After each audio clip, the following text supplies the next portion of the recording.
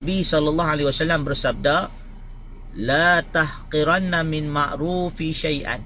Jangan sekali-kali engkau memandang remeh kebaikan. Walau talqa, sekalipun engkau bertemu akhaka, saudara engkau, biwajhin taliq, dengan wajah yang ceria. Hadis riwayat Muslim.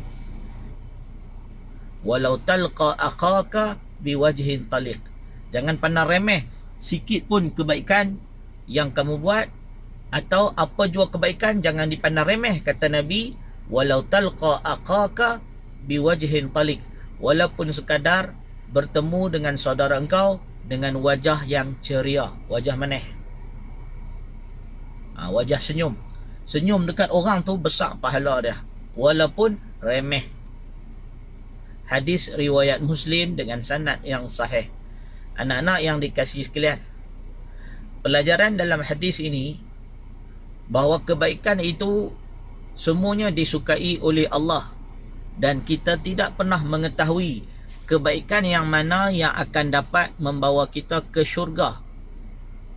Ada orang dapat masuk ke dalam syurga hanya kerana mengalihkan batu di jalanan. Ada orang yang dapat masuk ke dalam syurga kerana mengalihkan kayu-kayu yang mengganggu orang ramai melalui jalan.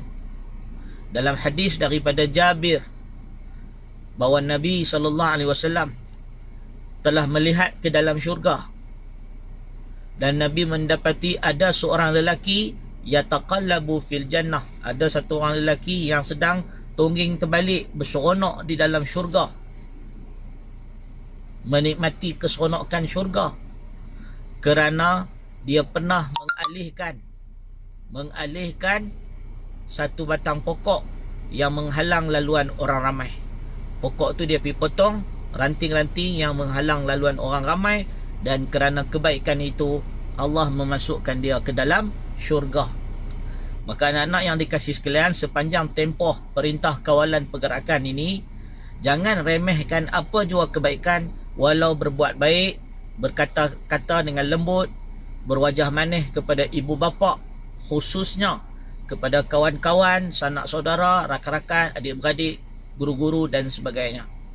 Maknanya dalam hadis tadi, memandang wajah saudara kita dengan wajah yang manis sudah merupakan kebaikan, apatah lagi kalau buat baik pada ibu bapa, keluarga, rakan-rakan, adik-beradik, menuntut ilmu dan pelbagai kebaikan yang lain.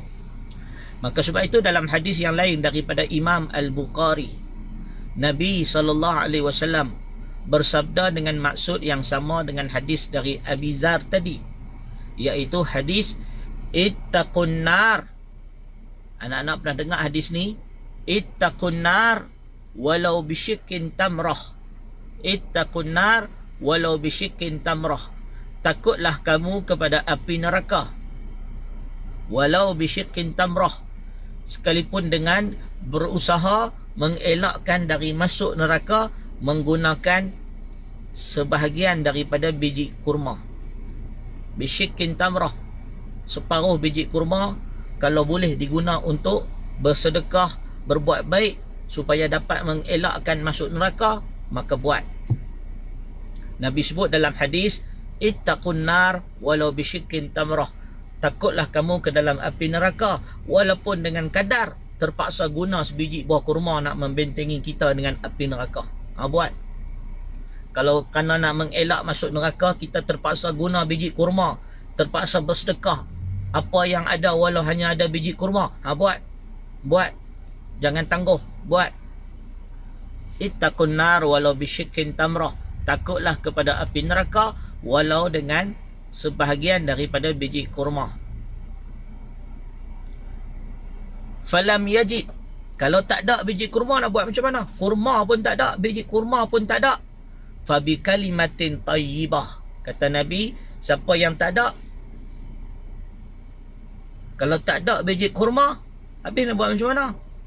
Nabi suruh ittaqun nar walau bisyikkin tamrah. Takutlah kepada api neraka walau dengan separuh biji kurma. Biji kurma pun tak ada. Fabi kalimatin tayyibah.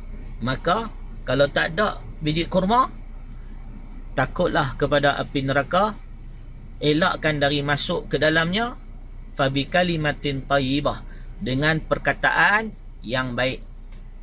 Fabi kalimatin thayyibah, dengan mulut yang baik, bercakap benda baik, bercakap perkara-perkara yang baik. Anak-anak yang dikasihi sekalian, Ustaz sayang kepada anak-anak sekalian. Ustaz mendoakan anak-anak yang berada di rumah dapat mengambil manfaat dan pelajaran dari hadis yang kita bacakan pada petang ini. Ringkas, tetapi insya-Allah kalau diamalkan sangat bermanfaat. Jadikan hadis ini sebagai prinsip dalam kehidupan. Tidak sekali-kali kita orang yang beriman memandang remeh kebaikan.